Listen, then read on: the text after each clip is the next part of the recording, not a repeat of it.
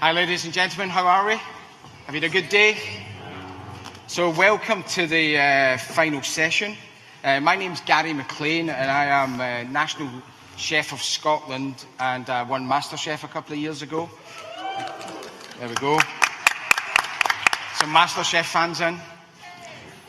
I can't get over the Celebrity MasterChef. There's no celebs on it, it's kind of weird.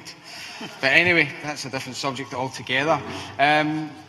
So I have been working with Zero Waste Scotland for a number of years, and my kind of approach to food waste is kind of, I'll say, low-tech, end-user kind of stuff, practical ways that restaurants and people at home can reduce food waste. And for me, the big thing is, and the simplest thing is, see if you don't buy the food, you then don't waste it. So I try and go in the angle of saving people money, which tends to be quite a good thing in Scotland. You know, simple things like changing what you do, changing your whole sort of mindset in cooking. And my belief is, and I've been guilty of it, and almost everybody I know is guilty of it, is getting into that routine when it comes to what you purchase. So we all go shopping on the same day of the week to the same place, parking our car in the same spot roughly, picking our trolley from roughly the same place and going round that supermarket, picking up the same stuff we picked up the week before. We then go home, unpack everything, take a chicken out the bottom of the fridge, put it in the bin, replace it with the chicken we're going to put in the bin the next week. So it's all about changing what you're doing, putting some thought and some grey matter into what you're feeding your family, what you're feeding yourself. And I've thought long and hard about it, and there's a lot of reasons why people are in that routine, and a lot of it might be budget. A lot of it's the fact that your family, your husband, your wife, whoever it may be, eats that dish and you know it. And it's just about being brave and changing it up and actually thinking about what you eat. Trying to get that message across, the importance of not wasting food because of the impact that it has from the point of being grown, transported, sold. You take it home, you cook it, and then you fling it in the bin. It just seems ludicrous. So without, you know, hitting people with loads of facts and figures. There's that. Another big part of my job is I travel the world. Luckily, the power of telly. So I get to travel a lot. So I'm all over the place. I'm in Asia. I was in America last week. This time last week I was demonstrating historic Scottish food in the mountains of New Hampshire, which was good. But it gives me the opportunity to see how other countries are dealing with things like food waste and what their attitude is towards, you know, food waste, the whole plastic things coming in. And I come home feeling quite proud being Scottish. I quite proudly tell, you know, my counterpart chef in New York that I've got 5 bins at my door because we separate everything in Scotland. We really look after it. And even closer to home, when I go south, even going to colleges down south or restaurants or hotels down south to do stuff, there is not the same attitude towards food waste as we've got in Scotland. And it makes me really, really proud. So I've got the pleasure today of chairing our chat. It's going to be an open session where people can ask questions. We've got a really dignified panel here. I feel kind of guilty being up here when I'm just telling folk not to buy the food in the first place. We've got Professor Derek Stewart, Professor David Reay, we've got Iain Ferguson, and we've got Iain Clunie. And these guys have come from you know, a real mix of backgrounds, so hopefully we'll have some interesting chat and debate. So first up, I'm going to introduce Professor Derek Stewart, and he is Agrifood Sector Leader at the James Hutton Institute and Chair of the Plant and Food Chemistry at Heriot-Watt University. And you've got a small presentation. Okay. Yep. I'll just hand it over to you. Yep. Good afternoon, everyone. As you can see from this physique, this is a body dedicated to personally reducing waste. I've been working in the food and drink industry now for about 30 years and seen quite a sea change in how we deal with food. And there are problems coming, but solutions are rising. And what my interest is creating solutions to reduce food waste across the piece. Predominantly, the area I work in is primary production, so that would be mainly crops, but also on the secondary production level, and a lot less on the customer food side. We're going through a huge period, and David will talk about this maybe, of climate change, and we're seeing climate change extreme. So actually at the primary level, we'll probably see even more primary food waste. But that means we'll probably see stuff that maybe the retailers won't want, but there's still a good home for it.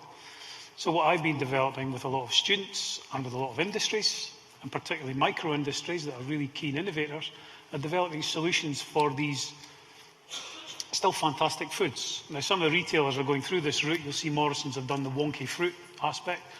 That's fine. It's not really dealing with a lot of it. But what we're dealing with is vibrant food stocks or feed stocks here that can be converted into other things. So one of the good examples we've been working with are oilseed rape producing industries, for example. So you'll crush the oilseed rape, you produce the oil, and what you've got left is this pulp that generally goes for pig feed. But some of the work we've done with companies is we've found we can take that protein out with very benign processing, convert it into a protein that works exactly like gluten. So we can start to make gluten-free, gluten-like products. I don't know if you've ever eaten gluten-free products before. They can be a wee bit bland. Let's just put it that way. They lack the bounce. But we've got a huge feedstock there that we can be playing with. And what I'm trying to do is engender a culture of innovation to make sure all of our food's used and none of it's wasted. I'm old enough to accept that for innovation, your attrition rate's usually about 80%. But if we can get 20% success, we're reducing waste and creating huge businesses that will underpin us.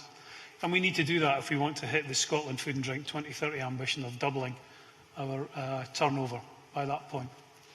So we're working across the whole piece, predominantly at the primary level, and happy to take any questions around that area. The one thing I'd throw out to you, what I tend to do in these things is, if you've got a waste, I can almost guarantee I can convert it into something else. So you might want to think about that for questions. Thanks, Derek. I'm going to ask David Reay to say a few words. David is a Professor of Carbon Management at the University of Edinburgh, and he studied climate change for 25 years.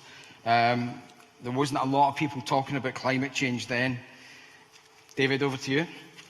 Thanks, Gary. Yeah, so my specialism is climate change and agriculture.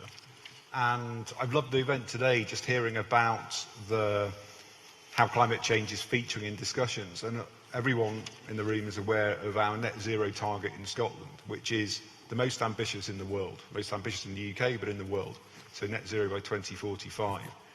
One of the things with that report, when you dig into it, is it talks about food waste and it talks about the emissions footprint of that, which we know globally is huge. If it was a nation, it would be the third biggest emitter after China and the US. But also within that report, it talks about, yes, we can cut emissions, we can cause that ripple by reducing food waste right back up the supply chain. But a crucial thing for a net zero for Scotland and the UK is what that will do is release land. And when you look at the potential, this is from the Committee on Climate Change's analysis, it's almost 1 million hectares of land for other uses in the UK through really aggressive reductions in food waste. And so the potential for food waste reduction, for more efficient food use is massive, but also the risk is that we will fail to meet net zero if we carry on with a trend which is too shallow, which doesn't cut food waste fast enough. So from a climate change perspective, there's the whole side that Derek was talking about in terms of risk and potential risks in terms of more food waste, but it's fundamental to reaching net zero. And we've got the opportunity to show England, Wales, Northern Ireland how to lead on this. But with COP26 in Glasgow next year, the whole world is going to look at us about how we work right across all the sectors on climate change, and this one's a crucial one. Thank you. The next person I'm going to ask to speak is Iain Ferguson. Iain Ferguson has worked for the Co-op for 30 years, and Iain is one of the most retail packaging's most respected members. His remit is to ensure that the Co-op is doing the right thing when it comes to sustainability and food waste. Over to you, Iain. So yes, I've worked for the Co-op for 30 years, and for about 12 of those I've been working on the issue of food waste. We've been working hard on food waste the past 3 years. We've reduced our food waste by 29% since 2015, and that's through a mixture of measures, but particularly looking at things like extending shelf life, better forecasting replenishment, and better reduce to clear routines in store so that food is actually sold to customers. This gives us permission to talk to other people about it, but it's a drop in the ocean. The elephant in the room is the amount of food that is wasted by the general public. 70%, nearly 70% of food wasted in the UK is wasted in the home, and there are 3 main causes of that. The first is buying too much, and we think convenience retailing has a part to play with people shopping little and often rather than buying stuff that they think they're going to eat, but then they change their plans. Storing things incorrectly, putting carrots in a cool place instead of putting them in the fridge, taking the packaging off instead of leaving the packaging on. The packaging and putting them in the fridge can make the carrots last 3 weeks longer than storing them elsewhere. So we put clear labelling advice as to how to store fruit and vegetables to last the longest. And then the other thing is people cook too much. They'll put a bit of rice in a pan and think, that doesn't look enough. So people have got to have confidence that we're telling them the right information clearly on the pack as to how much they should cook. We are working through the full value chain, but we focus a lot of effort on getting the message across to customers. And every edition of our consumer magazine includes a page at the end for using up those ingredients that are left over from a recipe in the rest of the magazine. It's called Odds and Ends. That's in every last edition. We also speak to our supply chain. We talk to them about how they can reduce food waste, both in our chain. So an example of that is brownies. We sell little cut-up brownies. The supplier was cutting the crusty edges off.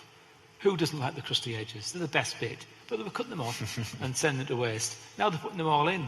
Sales are still as good, if not better, and we're wasting quite a lot less of those brownies. There are other things they can do in their own processes that will waste less food for them, but it's the full chain that's needed. But we absolutely need somebody to call out more about consumer food waste. You'll find that anybody who talks about it on the TV, except for Greg Wallace and his mate on Eat Well for Less talk about people wasting food in their own homes. Everybody else who talks about food waste glosses over the consumer food waste bits and goes straight to it's the retailer's fault. But it's not. A lot of good initiatives there. I think we're speaking from the same hymn sheet. Next person I'd like to introduce is Iain Clunie. He heads up the food and drink team at Zero Waste Scotland, and he is tasked with the mammoth task of reducing food waste in Scotland by 1/3 by 2025. Quite a challenge, Iain. Not by myself, Gary, thankfully. I'm going to share a couple of slides with you folks. So I'm just going to wander over here and get the doofer. Glad to see Derek got the memo about, if you're in Perthshire, so you need to wear checks, folk. You're in the countryside. So hopefully this is, there we go. So we're going to go on a wee tour just for the next 5 minutes, no more. I promise not to bore you. A great man once said to me that if you want to know where the future looks like, and that's what this session's about, the future of food waste in Scotland, you need to understand where you are and where you've come from. So I'm just going to share some of the thoughts on that. So if we're talking about the future, we're talking about 50% and beyond. The SDG goal, the Sustainability Development Goal, 12.3, is to reduce food waste by 50% across the globe. And I'll share where Scotland is on that trajectory. So if we think back 10 years, so if we fast forward 10 years, let's rewind 10 years.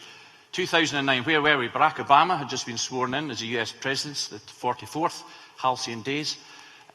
Predicted food waste trends included going green. So I was looking this up over the last couple of days. Going green, it was just a term. Nobody really understood what was going on. The rise of home cooking. So some of that's borne fruit with fantastic celebrity chefs like Gary and others sharing with homeowners how they can cook top quality food within their own home. Food insecurity was on the agenda, because people were starting to understand that they couldn't get the consumer demand that they wanted. They wanted avocados now, and suddenly realised there was gluts, there was droughts, there was an impact to what we were doing to the climate, and this was having an impact. They couldn't always have that fruit and veg, and the challenging that Iain has as retailers to try and get that on the shelf for them. Interestingly, food waste was hardly mentioned in 2009. So you can track backwards and forward on Google, and I certainly did, and there's hardly a mention of food waste. Interestingly, though, in June 2009, Environment Secretary Hilary Benn announced the UK's government war on waste. So 10 years ago, Hilary Benn is declaring a war. 10 years later, he's allegedly surrendering. So what he said in amongst that was he was going to scrap best before dates. Now, there's a huge amount of work going on in that, I think we'll all agree, but there's still more work to be done, potentially. Talked about limiting sell-by labels, sell-by dates on labels of food, still some work to be done there, and creating new food packaging sizes. Huge amount of innovation has happened. Co-op's a leader in that, but again, there's still more work to be done. So that was 2009, so we bring ourselves up to date. Where are we at? So on the road through to 2019, where we are today, 2016, Scotland set the world's first end-to-end food waste reduction target, the world's first. America had a form of a target, but decided to remove all of the manufacturing part of the supply chain. It's not really an end-to-end chain, is it? So Scotland, world first, wee country, leading. It sets us on the trajectory to reduce the food waste, as I said, SDG 12.3, to reduce food waste by 2050 by 50%. So we launched in this year, April this year, Zero Waste Scotland, along with the Scottish Government, launched the Food Waste Reduction Action Plan, looking to achieve that 33% reduction.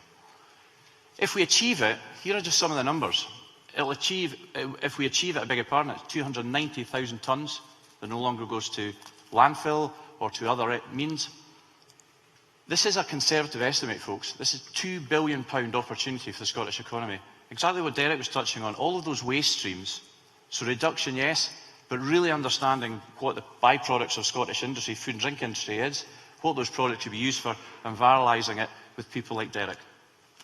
It would reduce Scotland's carbon impact by 3%, support a dynamic Scottish bioeconomy, already one of the world's leaders, and it would reinforce Scotland as a circular economy leader in the planet.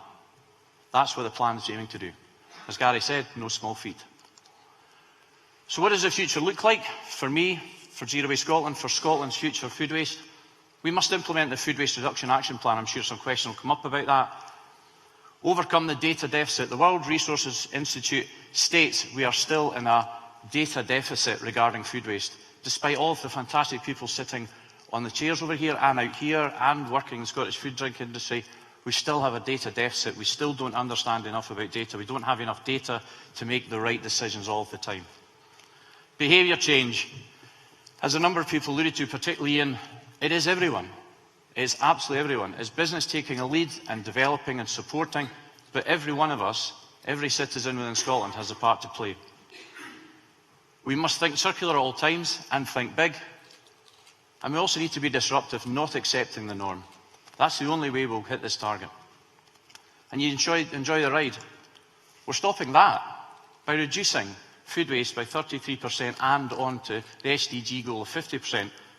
We're stopping that happening. So if you don't enjoy the ride trying to stop that happening, I don't know what you're doing. And just food for thought, last slide.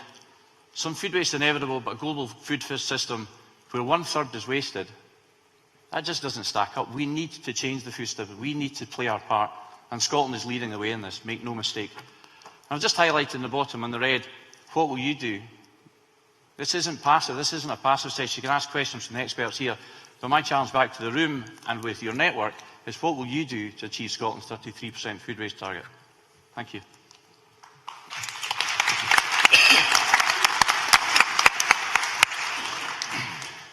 Thanks, Iain. So, guys, now it's over to you. There's a couple of ways to ask some questions. You can stick your hand up, and we've got a couple of roving mics. If you've got any questions for the panel in general or anyone specifically. We've also got an app, if you can submit any of your questions via the app. So, has anyone got any questions? Someone's got to go first. We've got a lady at the front here in the middle. No, we've got the mic just coming there. So you can tell us who you are and where you're from. Hi, my name is Virginia Neal. I'm working on the Buyer Voices project, a Horizon 2020 funded EU project. I was just interested about the statistics that were said that if food waste was reduced, that there would be 1 million hectares of land available. And I just wanted to know what you thought that extra land should be used for. You, David? That's me. Yeah, so the Committee on Climate Change, which they cover the devolved administrations as well as the UK, were tasked to map out a pathway to net zero, including zero by 2045 for us in Scotland. And so to get net zero, we need to balance unavoidable emissions, which will come from agriculture, from food production, as well as aviation and other sources, with increased sequestration, increased uptake. So what they looked at in terms of reducing food waste was land sparing or freeing up land. It was a range of uses, but it included things like tree planting, peatland restoration, diversification, essentially, of the land use to increase the carbon stocks. So it was how they tried to balance the books to say, we're going to cut emissions across all of our sectors, but we won't get to zero in some of them. And so we need that extra sink capacity. So it's in their technical report, which it's quite well written, but if you can't get to sleep tonight, hunt it out. Do we have any other questions? There we go. Hi, I'm Laura Change from Davidson Chalmers Stewart. Question for anyone on the panel. How do you think the plastics scenario and reduction of plastics fits with the reduction of food waste agenda? Who would like to answer that? Yeah. I think you're the best one, Iain. Right. One of the things with plastic is it's really good at helping to reduce food waste. So we need to find the right balance in reducing plastic without reducing food waste. An example of the impact it has on food waste is if you were to take a steak and buy it from the local butcher, it would probably last 2 to 3 days in your fridge. It starts to go a bit funny, be all right. You put it in a modified atmosphere pack, which is what we used to sell it in. 6 days shelf life. So the modified atmosphere is safe. It's just nitrogen and carbon dioxide. You put it in a skin pack, we're at 17 or 18 days now. And that's a huge change in the amount of waste that you can get from beef. And beef's a very high carbon emitter. So, you can help to reduce that food waste enormously. And what's more, the steak in the pack will continue to be the same quality, if not better, at the end of its life as it was at the beginning. So, and I said about the carrots, if you put leave the carrots in the plastic bag in the fridge, they might be a bit damp. You might need to take them out and dry them from time to time. They'll last 2 to 3 weeks in the fridge, in the packaging. So the packaging is important, and we need to find some way to get across to people that packaging is part of the solution as well as being a potential problem. And we need to find better ways to reduce the plastic, but without increasing food waste. Yeah, it's become quite a clouded area, isn't it, with plastic being such a demon. And it'll take a brave man. Maybe Iain's got to stand up and tell people what plastic positively can do. The issue is, as Iain's alluded to, is not the plastics per se, it's what we do with the plastic at the end of its life, is the correct recycling, the correct... Ultimately, we need to rewind and find the right plastics and the best plastics to put our food in. But as Iain said, it is part of the solution. And the biggest challenge that we have when we speak to businesses is the retailers, driven by us, the consumers, and back to the challenge I posed was, what are we going to do as consumers? We're all consumers and citizens. Is that the draw-through from various campaigns and various television programmes, the draw-through is get rid of all plastics. Very much pressure on the retailer. That comes through to manufacturers, and my team are out every day working with these manufacturers and businesses, and that's a real challenge, because do we just throw all the plastic in the bin? Unless we're fundamentally going to change our relationship with food and go back many decades, and if we're all willing to do that, great, but I don't think we are. So unless we're willing to do that, then we're not able to give up on plastics. What we need to do is find the right plastics, reduce them as much as possible, and then ensure that we're recovering them correctly and making best use of them at the end of their life. That's the solution to plastics. And design them so that they can be recycled properly. Yeah. So reduce the number of polymers, take the colour out, take the complexity out, which is all things we've been working on for a number of years. So we have made big improvements in in plastic recyclability. And that's been driven by consultation with local authorities through LARAC and CRBOM. Can I just add something at the end of that? We're also looking at what's the feedstock you're making the plastic from? Most of the virgin plastics are fossil fuel based. If you can make them from a sustainable and recyclable base, that's a different game. So I'm working with companies. Generally in the UK, you've got 10 to 15% waste potatoes. You take the potatoes, you take the starch out, you convert the starch into glucose. The glucose goes into lactic acid, and you make polylactic acid plastics. And they're degradable. And then that just spins. So you've got a sustainable feedstock source, and it's the feedstock source that's the killer for plastics. If you can make that sustainable, we can work with plastics. So it seems the solution's already there. Yeah, and the plastics and chemical industries are the biggest industry in the world. They're not going to change their infrastructure.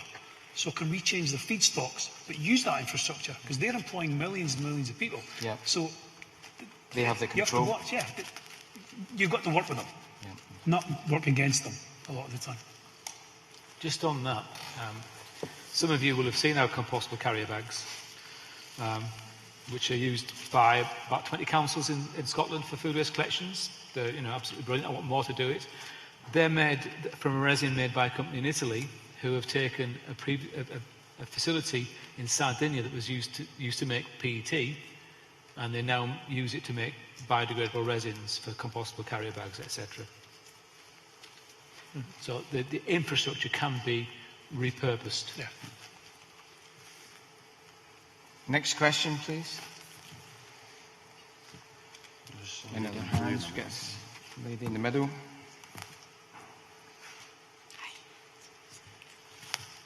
Hello, I'm Phoebe Cochrane from Scottish Environment Link. My question's about multi-packs, and are any of the main chains thinking about doing away with multi-packs? They seem like it's a price incentive to often buy more than you need with excessive packaging. Back to you, Iain. The short answer is yes, we're looking at that. It's challenging, but I have been speaking to a buyer about it, so watch this space. Yeah. I think that's been under the radar for a number of years, mainly on the fat and sugar.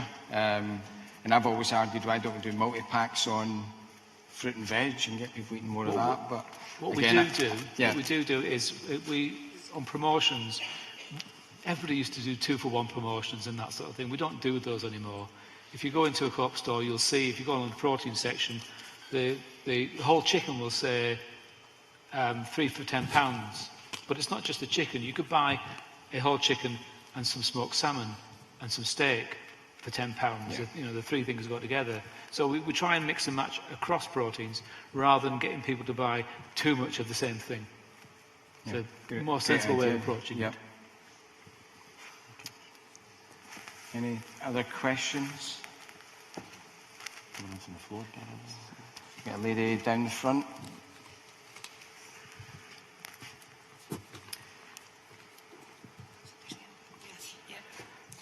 Hi, it's Sue Roberts, Waste Scotland. Are my vegan colleagues saving the planet, or are they being unrealistic? You can answer that. You want me to answer that? Step forward, David. David, on you go. Shall I answer that? You both have a go. Will you go first? I think generally we have to reduce our meat intake, especially beef and other red meats, and we should be. It doesn't mean to say that we all have to stop eating meat completely, because I still eat meat. The beef was nice at lunch, but I do eat a lot more vegetarian food, and it's good for me and it's good for the planet. So they are doing the right things. Are they doing the right things completely? I'm not personally. It's not the co-op. Personally, I'm not sure about not eating honey, because without honey, we don't have the pollinators. Without the pollinators, we don't have the apples and the plums and the pears. So, yeah, they are doing the right thing, but perhaps a little bit too far from my point of view, personally. So I love the phraseology of your question, C, because are we saving the planet, which goes kind of beyond the climate. So Ian's point is spot on, that sometimes we can be carbon blinkered about our decisions and our policies, and that puts us at huge risk, because obviously climate change is one challenge we face amongst a whole range of issues under the SDGs. But in terms of what we're looking at for net zero, so going back to that, because that's going to drive a lot of what our day jobs are, but also our lives in Scotland and those of our kids for decades to come. The ambitious scenario, so they're getting to net zero by 2045, is a reduction of 50% in red meat and dairy, so an increase, probably consumption of monogastric, so that's chicken and pigs, less beef and lamb. And that kind of change, under their analysis, is something which still doesn't get us to what our recommended meat intake is in terms of good health. So even then, on average, we're consuming too much meat and dairy. The trend at the moment is a reduction on average. So if we just continue without intervention, they expect a reduction of about 20% over the next couple of decades. But yeah, part of their pathway is a 50% reduction. But that's not no meat at all. It's a reduction, and for a lot of us, yeah, it actually has health benefits.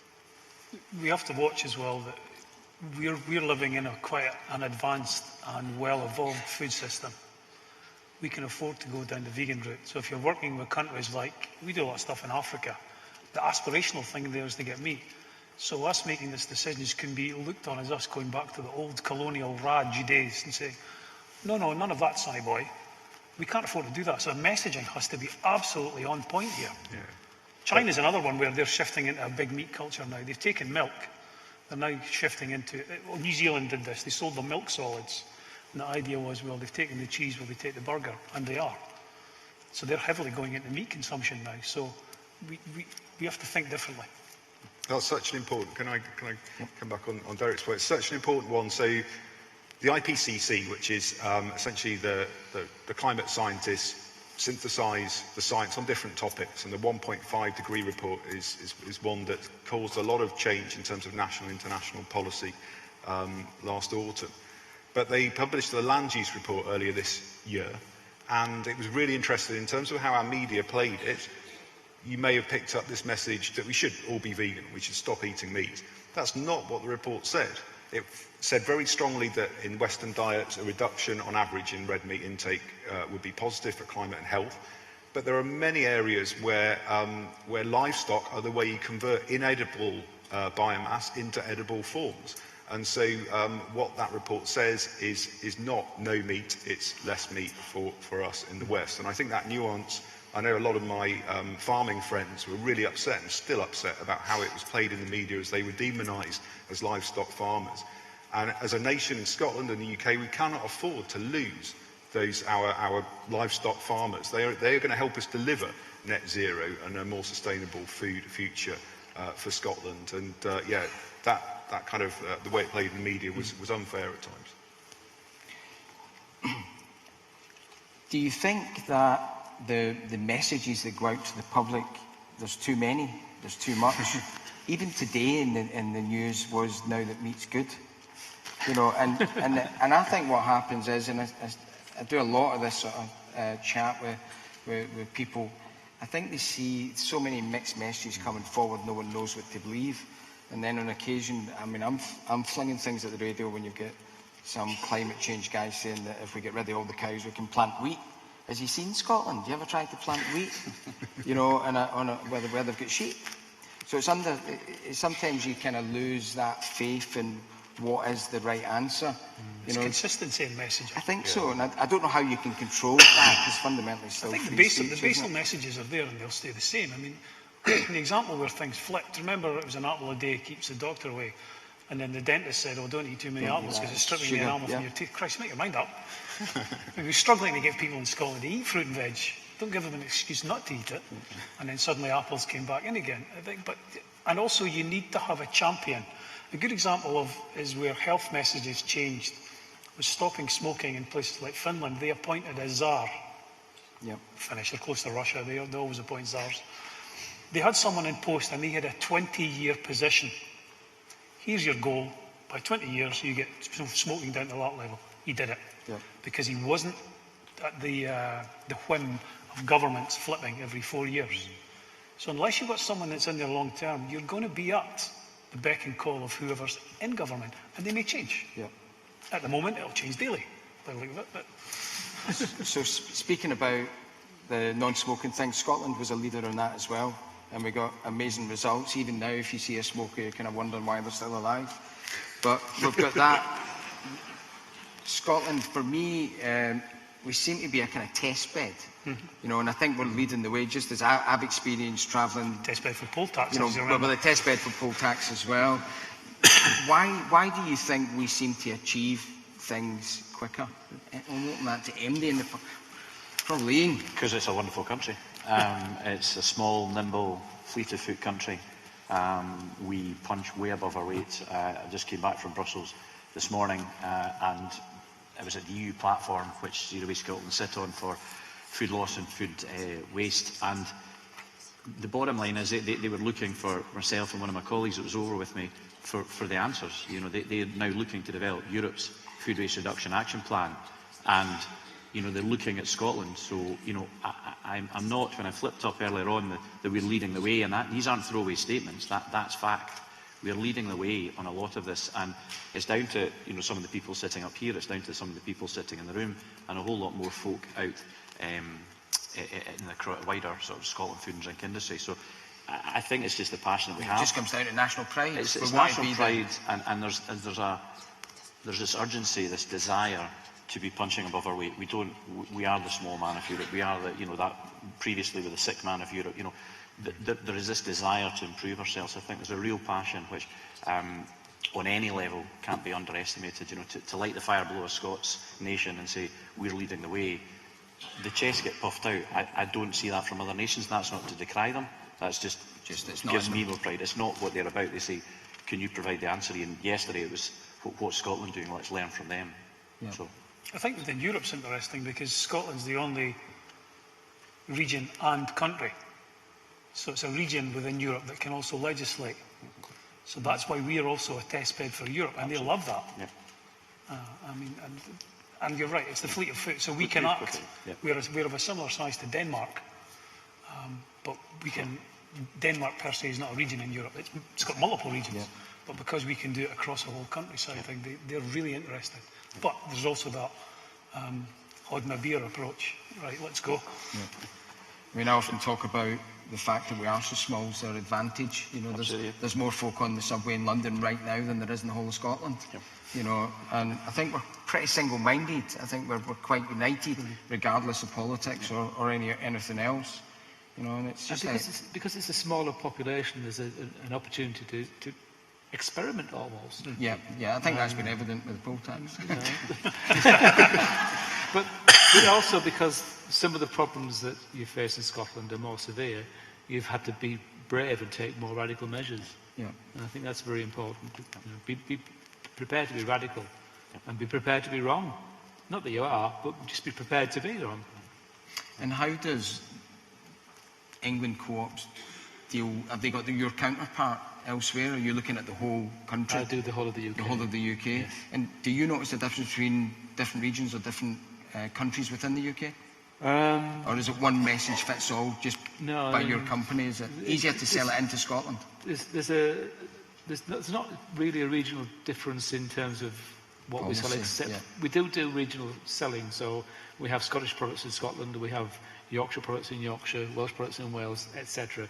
But there's not really huge regional difference. Where there is a difference is in the approach of the legislators. And it was Scotland that took the decision that compostable carrier bags were a good idea first. Yeah. So they led the way on that. Wales still haven't taken that brave decision, and DEFRA followed Scotland. So, and it was the evidence from Scotland that helped us get DEFRA on board. Yeah.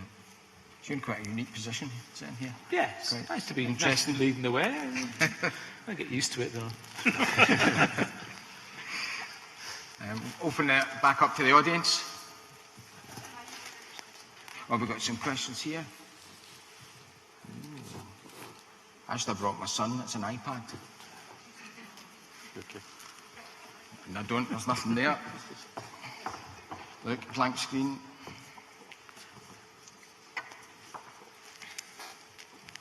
I can work a cooker. There's a chap in the middle while we're waiting, Gary. There's a chap in the middle while we're waiting. Question in the middle, and then I'll steal yours. There's loads. Hi, I'm Dario. I'm from SEPA. Just while we're talking about being radical and talking about legislative change, I wondered if the panel have any like policies or legislative changes on their wish list that if they could do them tomorrow, what would they be? I'd happily take that one. We're going out to consultation back of the Food Waste Reduction Action Plan. There's a couple of consultations on their way, and one of the biggest ones that will help us, it kills many birds with the stone, is the requirement for Scottish businesses, food and drink businesses, to monitor, measure, publish and report their food waste. That is the missing link. You know, the WRI highlight that we have a data deficit across the planet, and Scotland's in a better position than many, but we still have required better quality data to inform decisions and to help the business themselves. You know, so back to the old adage, what gets monitored gets measured and gets acted upon, and that's the basic requirement for me, and that's on its way in some form or another for Scottish businesses. So that will be coming out. That would be my one ask. Can I ask you? So this is specific to me in terms of something we could, or a bugbear of mine that we could sort fairly quickly through legislation is horticultural peat, so peat extraction for horticulture in Scotland, which should stop immediately, because our peat bogs are a huge asset in terms of the carbon they contain, and we need to restore them, and there are good alternatives to peat. So that's a specific example. More widely, we've got the climate change plan is being revised. So this will take into account the new climate change bill, the kind of extra ambition within there in terms of net zero by 2045, and it will cut across every sector and every part of life. So it might be Iain's going to get a much harder job in terms of interim targets through to cut food waste. But there's an opportunity there, so they've got a 6-month period to revise the climate change plan. For all of us to have a think about what we do, what our kind of key concerns are and our expertise, and where we should push our political representatives, the government, to actually up their game in the climate change plan. So there were bits of the original climate change plan where, you know, there was big room for improvement, and now that has to be across all the sectors. So it goes back to Iain's point, actually, in terms of his presentation. What can you do? One of the things you can do is ask yourself, shall I write to the government or to my MSP pushing for more action in a particular area? And if you think you should, then do it. I'll take a question from the app, which I might answer first. How do we drive behavioural change to get householders to use the food waste collections properly and not contaminate the bins? What I find when I'm out and about, I'm speaking to normal people, so to speak, I think there's a real lack of understanding of what actually happens to that food waste and the importance of it. And I think there needs to be, much as we want to reduce the food waste, but I think there needs to be a message out there that shows people where it goes and the good that it does for the environment. I don't know if anybody else wants to add to that, Iain? For Iain Clunie, the person who says cattle prods, Iain Clunie, Zero Waste Scotland, says it's strengthening the message. It's consistency. It's back to what we touched on with. Because I think a lot of people just think it goes to landfill. You know, absolutely, what's the point? yeah. And you know, why should I make the effort? And, absolutely. So what we need to do is ensure that the end use of the food waste and where that final destination is and what it's actually used for is better articulated. But it's consistency of message. That's the bottom line, is that we need to ensure that we have a good programme, which we do. We need to raise that level and be more consistent and find different routes, be more nuanced as well, and understand that when we're speaking to students or we're speaking to single households or we're speaking to families with 3 or 4 children, we need to get more nuanced. And when we have that, we've got a great new team on board that's looking after food waste comms at Zero Waste Scotland. And, you know, part of that will be to understand those nuances, because up till now, we've maybe been guilty, and we have been, I suppose, is going with a bigger, broader brush. And we need to get more nuance as we go forward. So to understand and really motivate this group, this is how we need to speak to them. Yeah.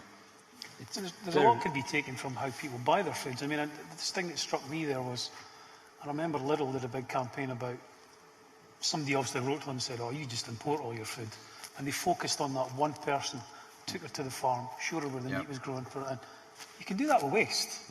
you flip that message. This is where you will contribute, or where you can stop contributing to this problem.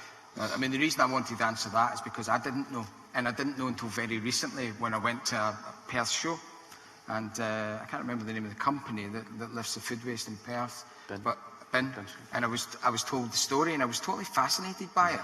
And even though I've been involved with Zero Waste Scotland for, 3-4 years maybe, I still didn't know the journey.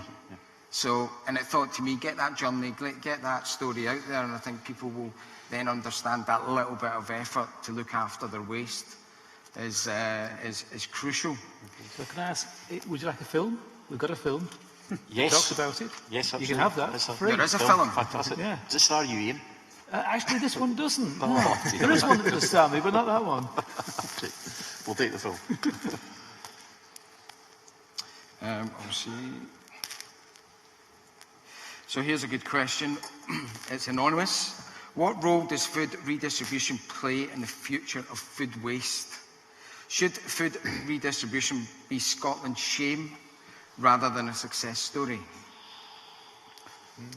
Well, there's ways to change the game, and basis on how you want to produce some of it. So we're working with a lot of companies that are producing vertical farm systems. And because they're producing them in clean environments, things like that, you don't need to wash the produce. You don't wash the produce, it lasts longer. So the whole supply chain can theoretically experience almost zero waste on that product. Wow. So there's games to be played there. And I think there are innovations happening all the way across the piece where we can get that done. Mm-hmm. Maybe not it stops redistribution then. Yeah. And then you can actually, interestingly on a UK level, the bigger retailers are interested in putting these systems next to their distribution chains.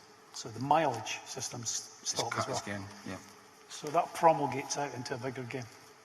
So there's two places where food distribution occurs within a retail chain. The first is when the product is delivered to our depots. And that's usually because there's been some mistake in the ordering, either the wrong date, or the wrong amount, or the wrong product being delivered. And because we've now got a system where that, by default, gets redistributed and a report goes back to the company, it's really in the face now that they sent the wrong thing. So that actually is driving a decline in that material for redistribution. Yep, so the more we can do that, the more that goes down. We've also set up a system called Food Share, where we redistribute surplus towards the end of life from our stores to local community groups. So that could be charities, it could be schools, or whatever. That's quite a small amount of the overall amount of food that we waste. We're running something around about 1% waste, and we want to reduce that. And we're working to reduce that, but we will still have that small amount where, right, we had a really wet weekend this weekend. If we'd suddenly had a forecast for rain, which happened in the summer, we would have suddenly been scrabbling around to find salad, and we would have had something else wasted. Or we could have had salad in the shop thinking it's going to be sunny, and then suddenly a bad weather system comes in. We have a very variable climate in this country, especially around Manchester. And that salad would have gone to waste if we hadn't had redistribution. So forecasting is a challenge we need to get better at, but we're never going to have it absolutely perfect. So it will be there for some time. It needs to be reduced. Yeah. Thank you.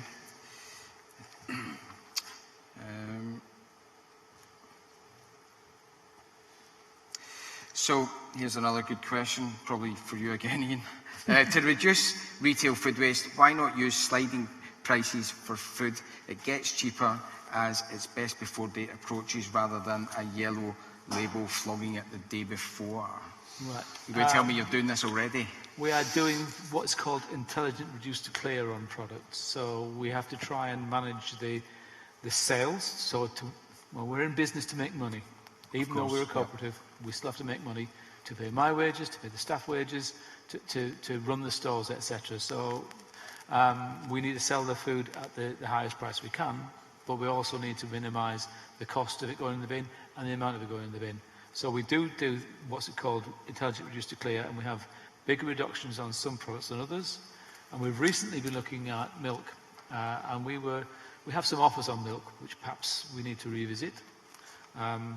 but it was a case that the 6-pint milk reduced to clear was still more expensive than a 4-pint milk not reduced to clear. Well, that makes no sense. Yep. So that's being changed. So that sort of thinking is going on all the time. And just one more question, Iain. Let's come in. What's Ian's response to Gary's advice on buying less? Oh, right. We'd like people to buy more from us because they buy little and often. But as a cooperative, we exist to meet our members' needs and wants. And if they say they want us to sell less, then that's what we have to do. But we believe that if we help people to reduce food waste, and we're seen as helping people to reduce food waste by giving them all this fantastic information and the right offers, they're more likely to come and shop with us than with somebody else. Yep.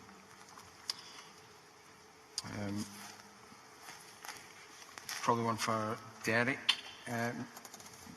Could genetically modify crops be the solution to longer lasting food types? Yeah. Short answer. Yeah. It's one approach. We're using non-genetic modified approaches to extend shelf life as well. Yep. That's not the be-all and end-all. Yep. I think the bigger worry is actually ensuring our supply chain. So if we're going to get summer, we had a fantastic summer last year. If you'd have been down in Yorkshire, nothing was growing because it was baked. You think back to 2010, you couldn't get a tractor on the field because it was so wet. So basically the crops are being given a Guantanamo Bay style summer very often. Yep. Soaked 1 minute, baked the next. So we need to have crops that will be able to survive that. That's just the UK. You've then got globally, people simply just don't have enough. So we've got all the tools and technologies we need to work. On that issue, we've got the tools. We can offer them to people that want them. Now it's up to the farmers to say yes or no they want them. Then it's up to them to integrate with government. That's not our job. We're there to provide solutions.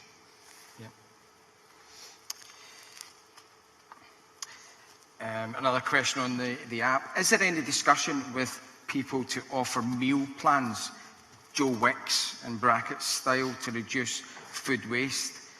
There are strict portion sizes which can create a lot of waste. I think I'll speak on behalf of Zero Waste Scotland. I think we're already doing that. The thing is with Scottish people don't like getting told what to do. You know, no one likes getting told this is your portion. I think for me, getting people just to cook foods is a real advantage. But telling folk that they can only eat 4 Brussels sprouts. We did a campaign at Christmas and our aim was to save 100,000 turkeys from going in the bin. I think it was successful. Yep. So there's some old turkeys kicking about that nobody needed to buy. And again, it was just getting back to real simple hints and tips that people can take on board. But I'm not convinced that people are weighing out 40 grams of this and 50 grams of that. You know, my advice is don't follow recipes. And if you've got a bag of carrots that's, you know, half a kilo and the recipe says 400 grams, use the lot. You know, don't put anything back in the fridge. Just get it made and get it done. Gary, just to jump in, I agree with what you're saying about telling people what to do. This is a highly, highly personal area we're talking about. This is food. This is a fundamental right. So when you go into somebody's home virtually or through the messaging that you deliver and tell them what to do with that food, tell them what to do in their fridge, tell them what portion size to have, tell them what to feed their kids, you are on a loser straight away. And that's what I was touching on earlier on about the nuanced messages that we're developing, is understanding what the motivators are and really hitting the measure, because we are talking about a highly personal area. It's not as easy, I would suggest, as, you know, trying to get them to move onto a bus or to move onto public transport. This is really a personal attachment to food, and quite rightly. So when we're in that home and talking about how we can change what they should eat and the portions they should size, portion sizes, I beg your pardon, that's a very difficult message to get across. So yeah, and being stubborn Scots, yeah. And I think the way it's been tackled that I've seen is via fun, isn't it? You know, getting, you know, personalising things. Yeah. Yeah. So I'm 5'6". I won't have the same portion size as my 6'7" son-in-law. Exactly. There's no way, but it's possible to say to somebody, right, in your household, you will, you know, as a family, consume this much rice. Find a container that does that much rice, make that your rice container for the family. Yeah. And it's personalised to your family. It's not saying Exactly. you're only allowed to eat this much rice. This is how much rice that feeds your family comfortably. It's, you know, it's a different way of looking at it. We're definitely on the same page. I'm sure you've read my book. I thought I wrote your book. It is, though. It is. Talking about rice, I've got a big mug from Disneyland, and it's a big mug that's hopeless for coffee, but it's my rice mug, and it makes enough rice for the whole family. The other thing I think I do that helps. I mean, I'm quite a practical guy. I've got 5 kids, so I have to be practical. You know, I don't put food on folks' plates. No matter what it is, I let kids help themselves. Because a kid, a teenager, a 5-year-old, a 10-year-old, whatever it may be, ain't going to lift food they ain't going to eat. So I save a lot of food. And what that does, you still have leftover food, but it's not come off someone's plate. You can get it in the fridge straight away and you can reuse it, and we do reuse it. So it's just simple, practical tips. That's my angle. And some recipes are actually designed as using up leftovers. I mean, the traditional one in the UK is shepherd's pie. Yeah. But biryani is a leftover recipe and jalfrezi is a leftover recipe. Yeah. We should be embracing these things and stop using the word leftovers, but find a better word. Yeah, and I'm going to open this to the whole panel. How can education help when it comes to cooking? Because in Scotland we've got this amazing produce, and very, very few people can actually cook. So do you think that would have an impact in long term if people understand that, you know, that something isn't off after a day, or using their own skill in education to understand when something should or should not go in the bin? I think that's really important, but you have to have the context of why would you bother? And that's where we're in a whole different ball game now, I think. So if you're out on a Friday near a school or near a parliament or a government building, you'll see kids on strike. And when we have the international climate strikes every 3 months, it's millions of kids around the world. And they're looking for action, but they're also looking to take action. And so it goes back to that nuanced message and that consistent message for whether it's, what we're buying in terms of foods, how we're preparing it, and food waste. If that's a clear behaviour where you can make a difference, where you can, and you really can. I mean, this is a huge source of emissions, and not so much, we can get perfect in terms of how we use food waste and avoid landfill. Yeah. That will get us nowhere near where we need to get in emissions reductions. Because we're still wasting food. Yeah, because we're still wasting food. Most of the emissions are embodied. So there's an opportunity now, I think, for those messages to get to your 5-year-old and their portion sizes, and my teenagers who kind of think, well, up until a year ago, thought I did just a really boring job, and now suddenly I do a cool job. You're trendy. Because there's a real moment for, if we get that messaging right, for actually that to deliver huge changes in terms of how we use food and avoiding waste.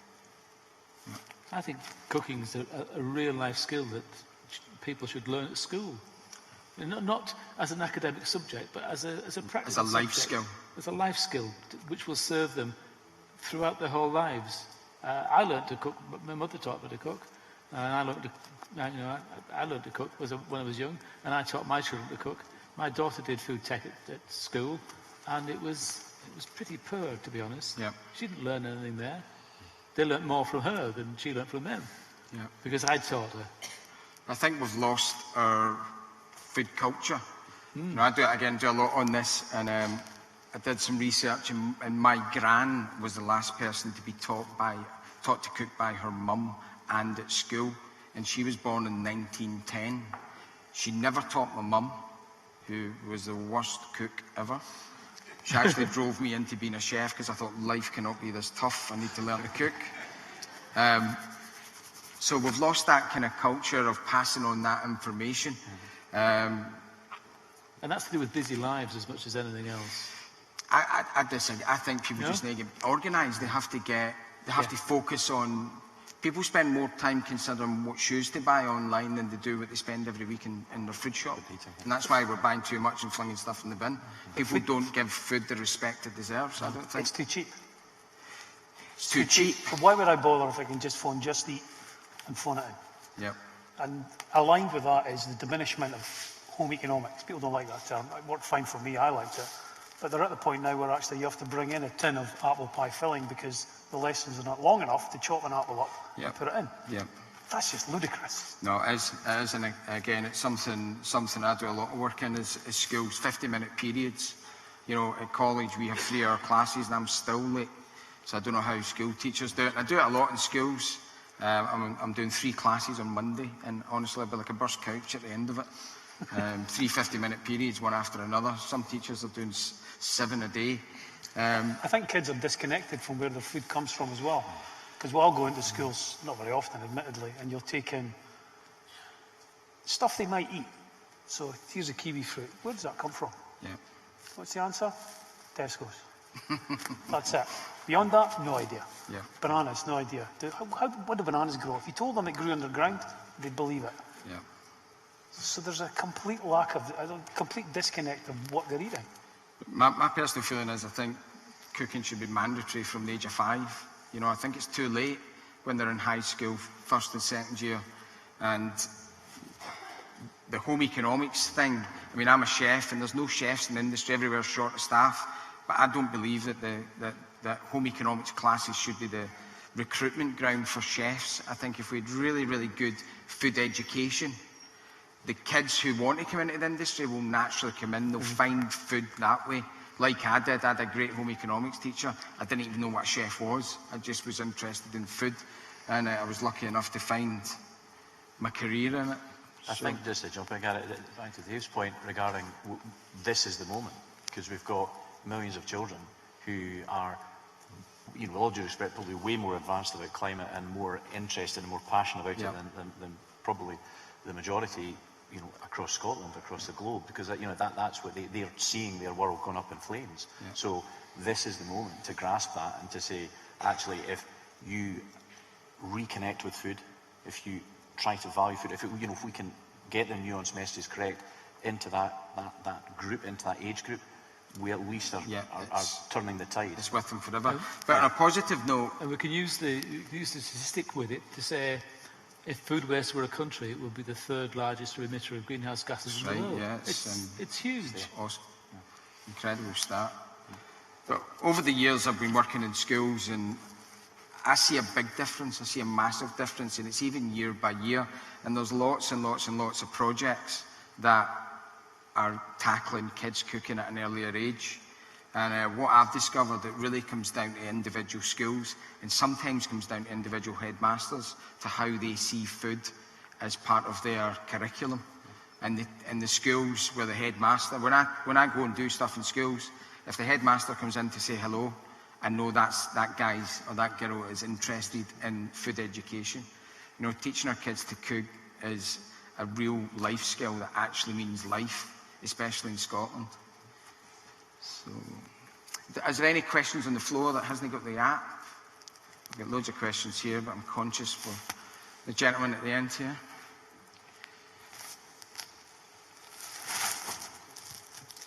Hi, I'm Brian Ritchie, David Ritchie and Sons, Aviemore. Maybe just rewinding a little bit, and I'll put my business head on here, which maybe upsets somebody in here, unfortunately.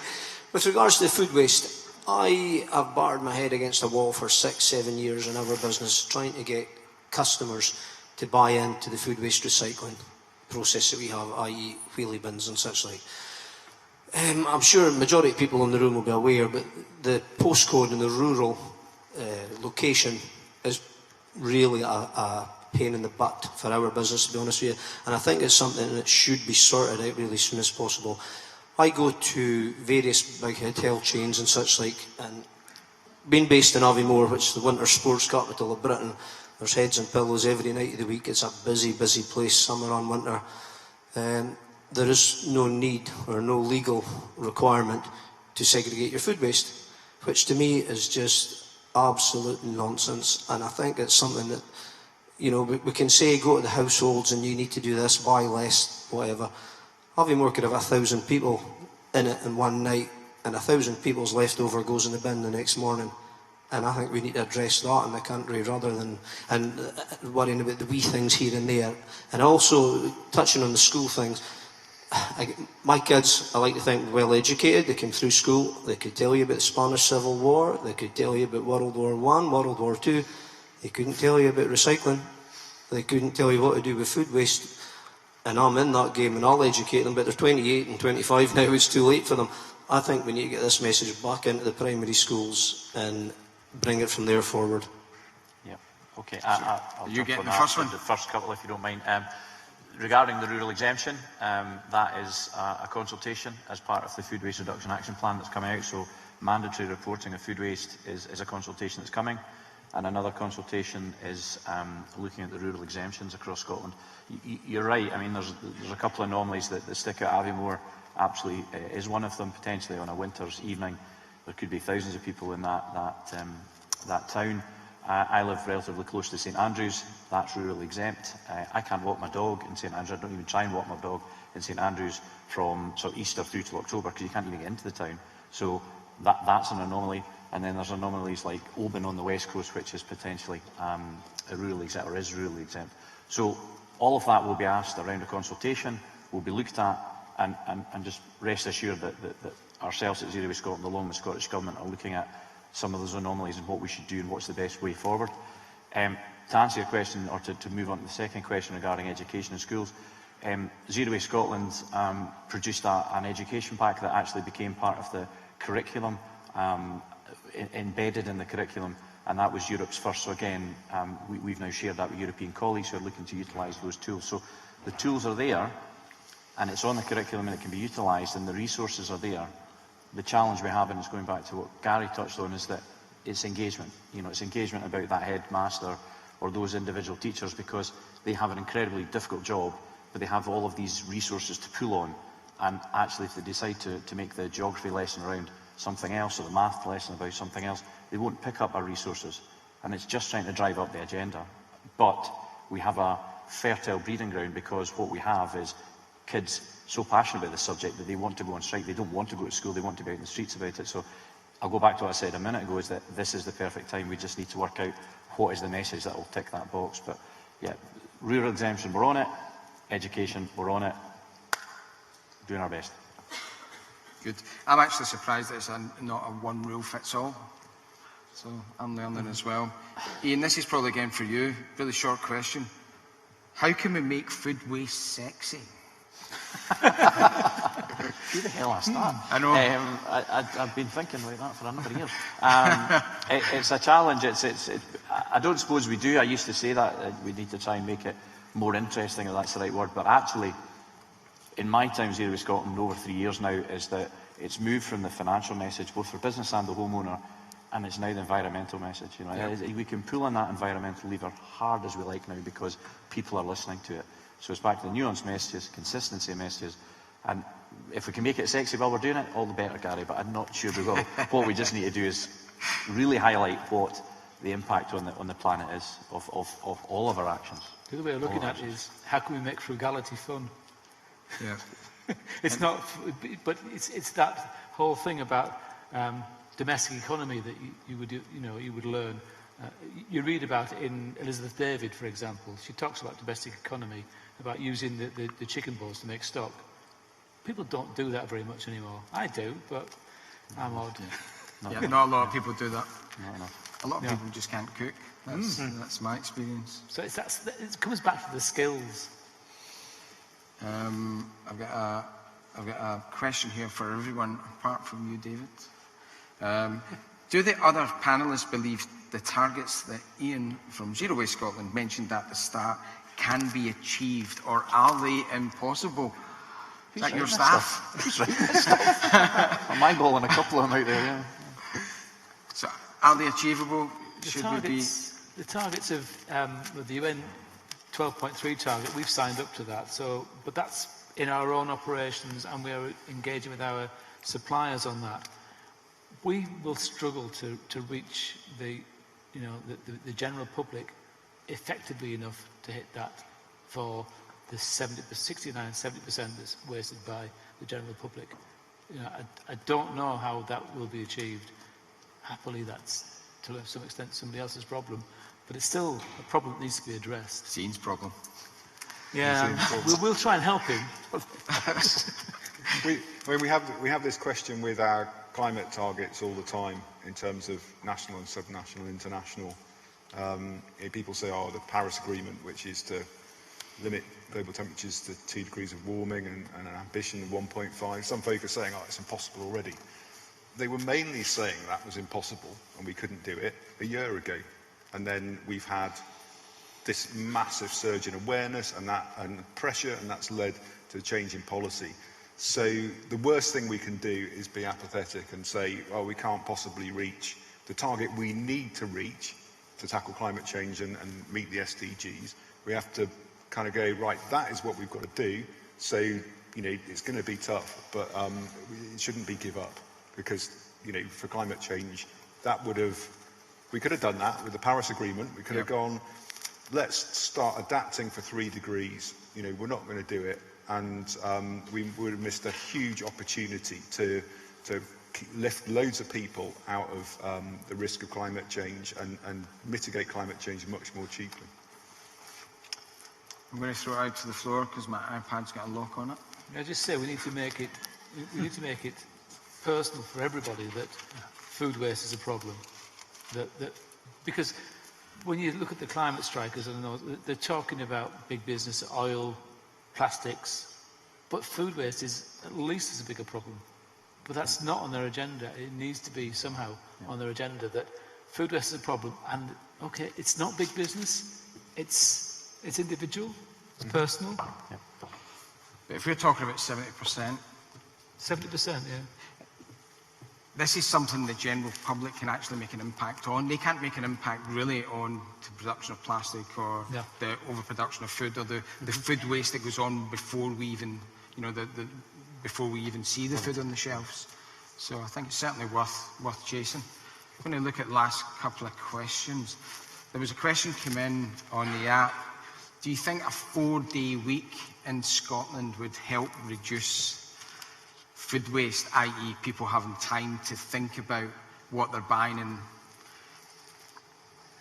you've got a puzzled look on your face. I wonder what the audience Somebody's is wanting drinking a at 4-day lunch. week. It's a 4-day week this week. It's an interesting approach. I suppose it's back to what would they do with it? What would we do with that additional day and additional time? If we don't have those skills, would we all be rushing off to cookery classes run by Gary McLean? Wonderful idea. But if you're working a 4-day week, you can afford to come to my cookery classes. I would doubt it. No, I'm not 100% sure that's the answer to food waste. I think we've got a lot of answers that we might have. I very much doubt it. I mean, my wife and I, we work long hours, and we lie in bed on a Saturday morning and we plan the menu for the week ahead. And we pretty much stick to it, and we buy what we need for the week ahead. So we plan, we're organised on food, not much else, but on food, because we're passionate about food. Another day, just be another day of leisure. It's about your mindset, it's not about the time. Yeah. But a couple of generations ago, if you didn't plan and organise and think about what you ate, you didn't have it, because we didn't have that convenience of 24-hour shops. Yeah. So it's interesting that you're still doing it. Very old-fashioned. I'll take one last question from the floor. This lady in the middle.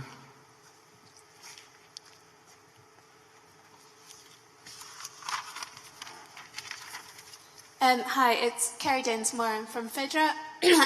We've not talked about seasonal produce, whether there's a carbon benefit to the seasonal produce. I don't know if that links into waste, but it just seemed to be something that hadn't been discussed yet. So from a chef's point of view and a father's point of view, the message is always buy as seasonal as you can. And I do shop in supermarkets, but the general rule of thumb that I tell the sort of general public is when you walk in the supermarket, the stuff that's facing you is in season, and you'll find it's as cheap as chips, but it's also going to be the tastiest. So never go past that front section without picking something up. I might be wrong, that's just me as a buyer. But the straight answer to the question is just like you say, Gary, that seasonality is really important in terms of the carbon footprint, and it kind of comes back to accessibility as well. So we can get anything we like all year round, pretty much, in terms of foods at the moment. And so that awareness and that decision to, not be buying things out of season is something which you have to have the impetus to do, because you've got the access if you want it to fruits from the other side of the world, etc. But yeah, there's a real carbon benefit, and it probably comes back to that awareness and will to actually change our buying practices. I don't know what Seasonality is a strange thing. If you were to buy roses from Kenya, they've got a lower carbon footprint than roses grown in a hothouse in the Netherlands, for example. So it's not the distance it's travelled, it's how the stuff's been grown. The distance it's travelled is related to transport. Transport by sea is relatively low carbon impact. Growing things in hothouses takes, will use a lot of carbon. So if you buy tomatoes from Spain out of the main UK season, that's better than buying tomatoes from the Netherlands out of the main UK season. On the other hand, there is a hothouse near Teesside that grows beautiful tomatoes using waste heat and waste CO2. So that's going to be a low carbon source. So it's a very complicated thing, but I would agree that seasonality is a good thing, especially when you're on things like Savoy cabbage. I love Savoy cabbage, and it's a great winter vegetable. We should be eating more winter vegetables in the winter. Yeah, of what we've got. And I think one final question that was in. Have you got one? I've got a question. Oh, has it just come in? Right, we'll end with this. Right, there we go. So, Jamie Oliver, the wee soul, went bust. He's still worth 400 million, so he's doing okay. No, I like Jamie, I really do. He's done a lot. So Jamie Oliver pushed... Oh, where are we? I've lost it. Jamie Oliver pushed the agenda for healthy food in schools. Isn't it time a celebrity chef did the same for food waste? Is that a question for me? Yeah. For you. Exhibit A. Exhibit A. I think, again, I'm not a celebrity chef. I'm from Glasgow, and if I ever said I was a celebrity chef, I'd get a doing. But I think it's got to be real, it's got to be experience, it's got to be... And I think in Scotland, people like a bit of honesty on what they've learned. I mean, I've learned loads in this past hour. I mean, it's just mind-boggling, even just talking about tomatoes, and the difference, it's really, really, really good information. And I think this session's probably opened up more questions than answers. So it's been a really interesting afternoon. I'd like to thank Professor Derek Stewart, Professor David Reay, Iain Clunie from Zero Waste Scotland, and Iain Ferguson for a really interesting